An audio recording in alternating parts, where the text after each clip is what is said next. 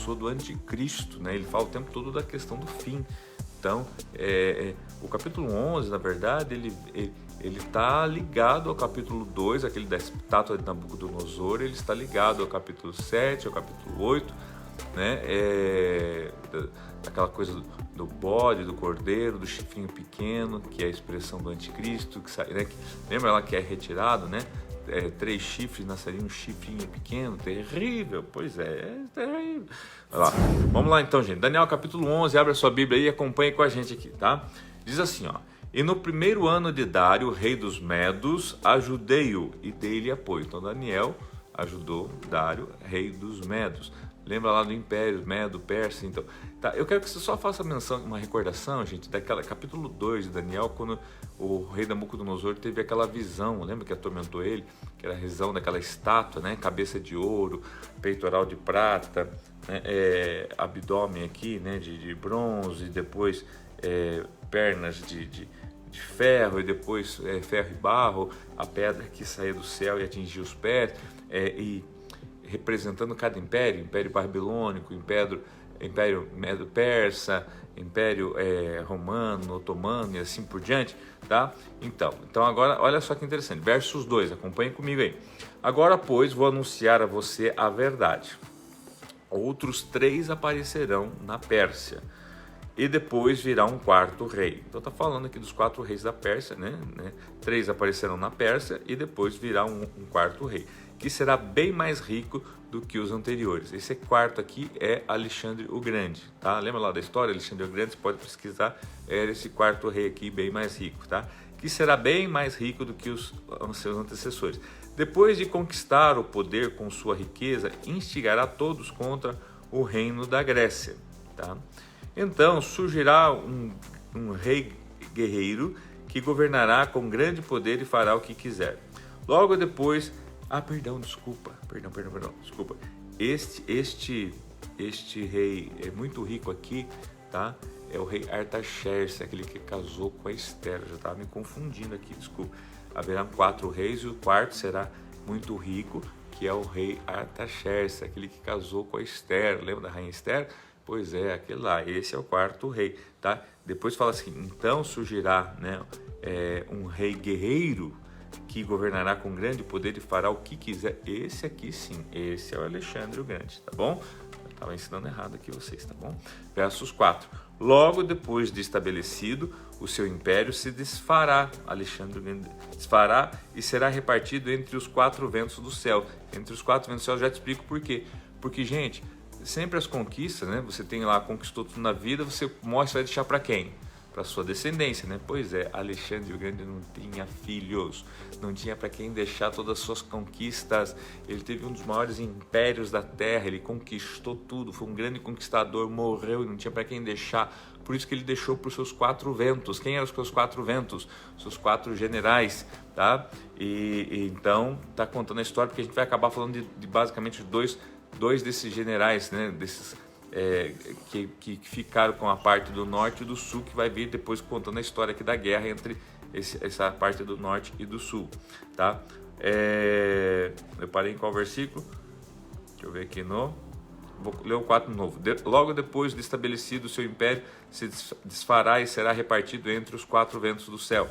Não passará para os seus descendentes. O império não será poderoso como antes, pois será desarraigado e entregue a outro. Verso 5. O reino do sul se tornará forte. Mas, que ficou com Ptolomeu, ok? Um dos seus generais. Mas um dos seus príncipes se tornará ainda mais forte e ele governará o seu próprio reino com grande poder. Depois de alguns anos, eles se tornarão aliados. A filha do rei do sul fará um tratado com o reino do norte, tá? Seleucio, tá? Do reino do norte.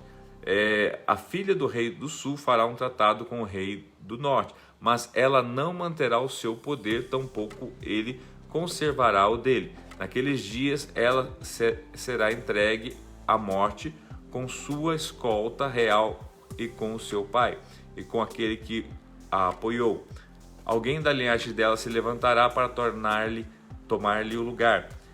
ele atacará as forças do rei do norte, invadirá sua fortaleza, lutará contra ela e será vitorioso. Eu não vou entrar em detalhes, mas só para você entender. Para que eles tivessem uma aliança de paz, o reino do norte com o reino do sul, ou seja, aqui a Síria com o Egito, tá? O que eles fazem, né? Tudo era território de Alexandre o Grande tinha conquistado, ok? Que ficou para os seus generais aqui para reino do norte. Aqui para ficar melhor para você, reino do norte para Seleucio, reino do sul para Ptolomeu, tá? Para que eles não ficassem brigando, guerreando. Então Ptolomeu tinha uma filha, tá? Deu em casamento para Seleucio, tá? Só que tem um probleminha aqui, gente, porque para Seleucio poder casar, tá? Com a filha do Ptolomeu, ele tinha que descasar porque ele já era casado. Então ele teve que largar a mulher dele, a Berenice. Era Berenice, ele teve que largar a Berenice. Largou a Berenice e casou, né? Com a Laodice, ok? Ou largou a Laodice para casar com a Berenice, acho que era alguma coisa assim.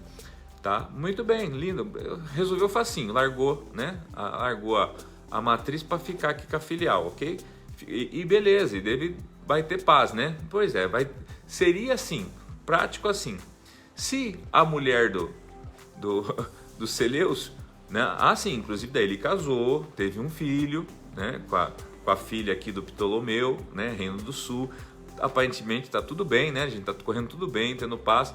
Até que a ex-esposa resolveu matar, tá? O Seleucio, matar a nova esposa e matar o novo filho. Pronto, tá feito a guerra. E assumiu o poder. Simples assim. Matou todo mundo, assumiu o poder, acabou com a palhaçada, né? E assume agora o reino do norte, né? A ex-esposa. Bem assim, tá? E agora o reino do sul, tá?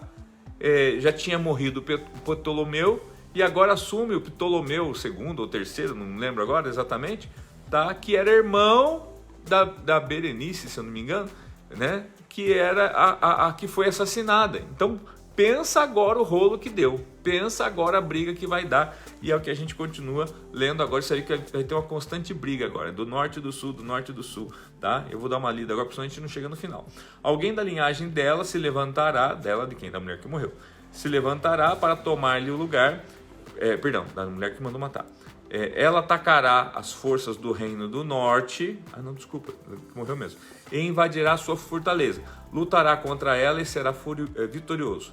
Também tomará os deuses deles e suas imagens de metal e os seus utensílios valiosos de prata e de ouro e os levará para o Egito, reino do sul.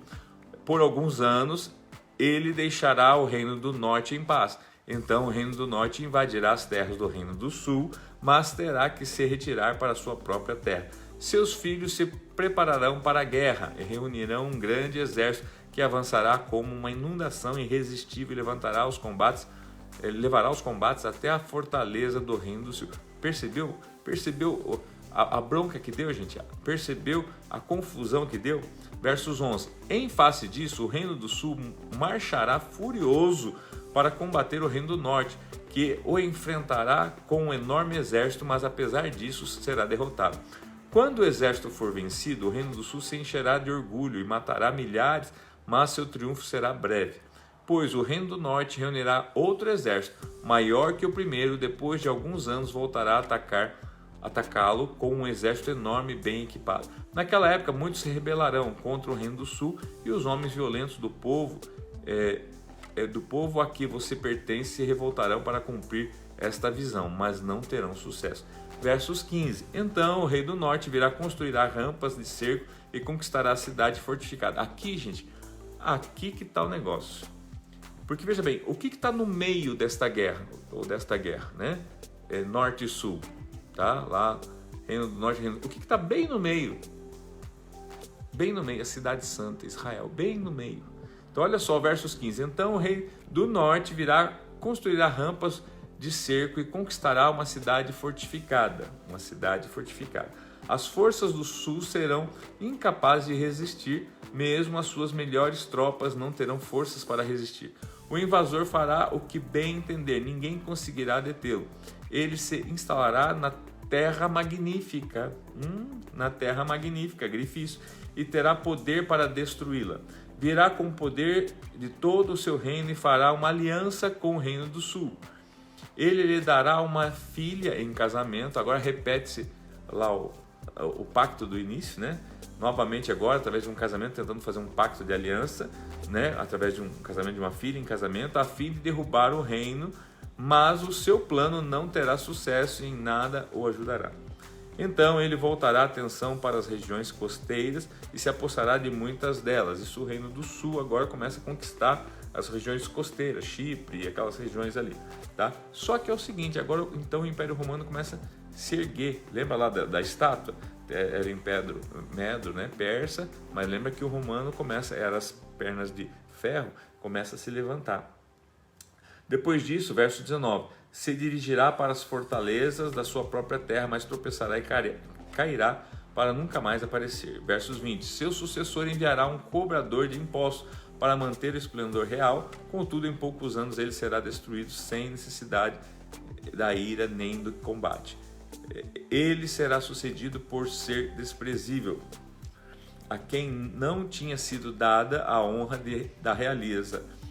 Este invadirá o reino quando o povo se sentir seguro e se apoderará do reino por meio de intrigas. Então o exército avassalador será arrasado diante dele, tanto o exército como um príncipe da aliança serão destruídos.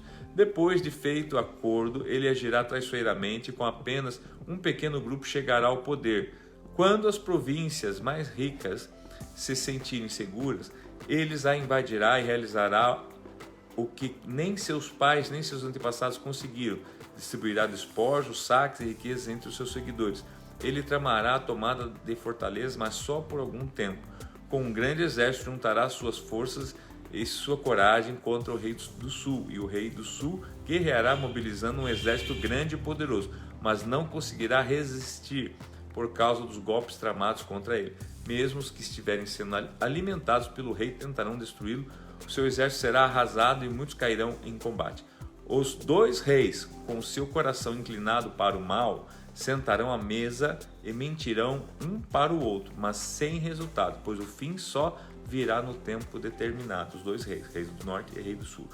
O rei do norte voltará para sua terra com grande riqueza, mas o seu coração estará voltado contra a Santa Aliança. Aqui eu chamo a sua atenção o seguinte, gente. O que é a Santa Aliança? Tá? É a aliança do povo de Deus, do povo judeu, né? É a Santa Aliança. Ele empreenderá ação contra ela e depois voltará para a sua terra. Nessa questão, guerra, gente, você sabe que toda guerra traz dívida, toda guerra traz, né? Consome pessoas, consome armas, traz dívidas.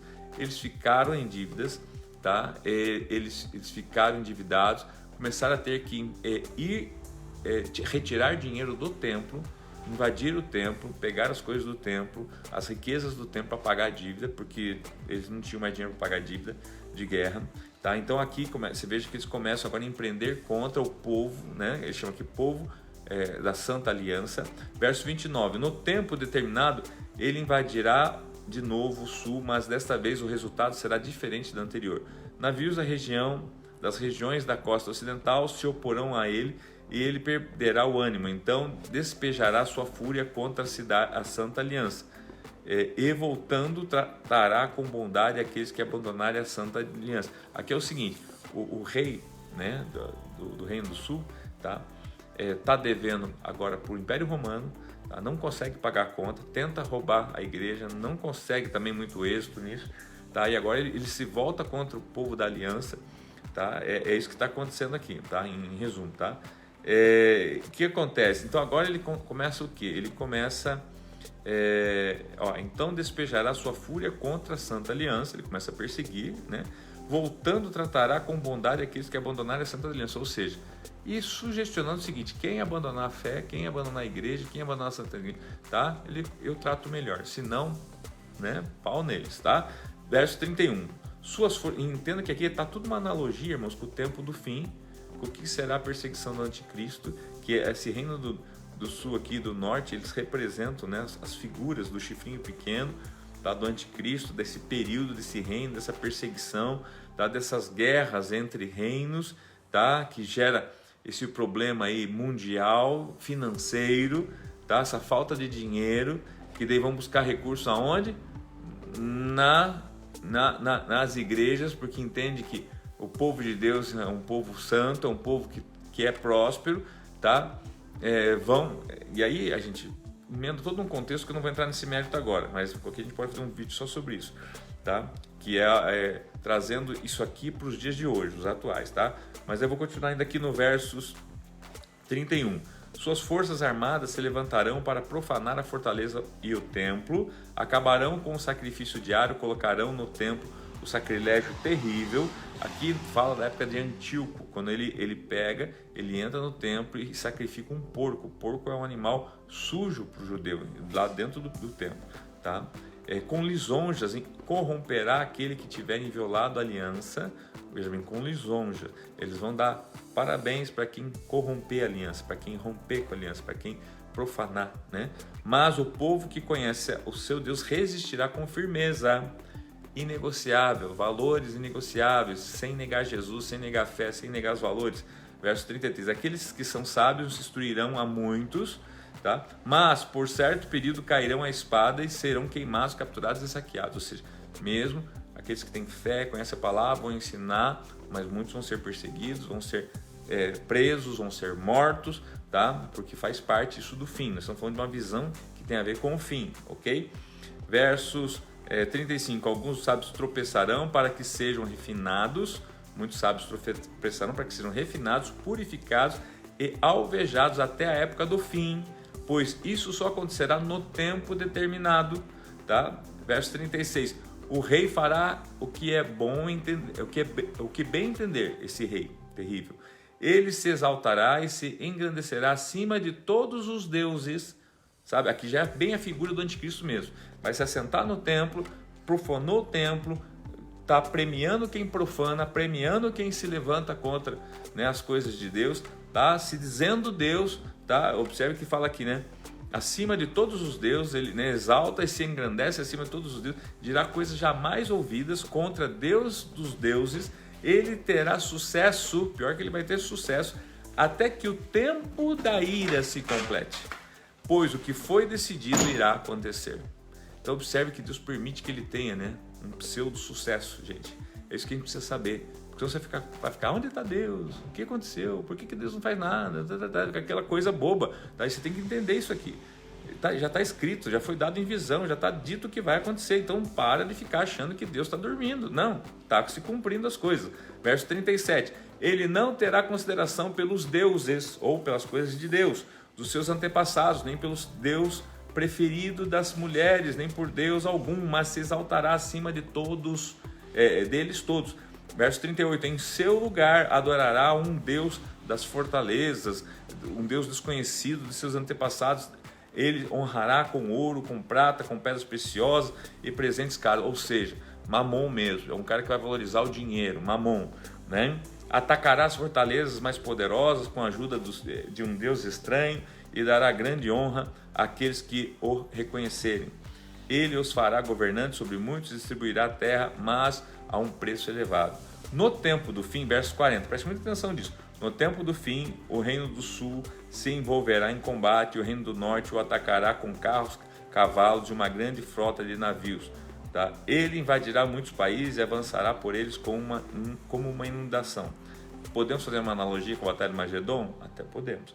Também invadirá a terra magnífica. Que terra magnífica é essa, gente? A terra santa, tá? Israel. Muitos países cairão, mas Edom, Moabe e os líderes de Amon ficarão livres da sua mão. O que tem a ver, gente? Edom, Moabe e Amon.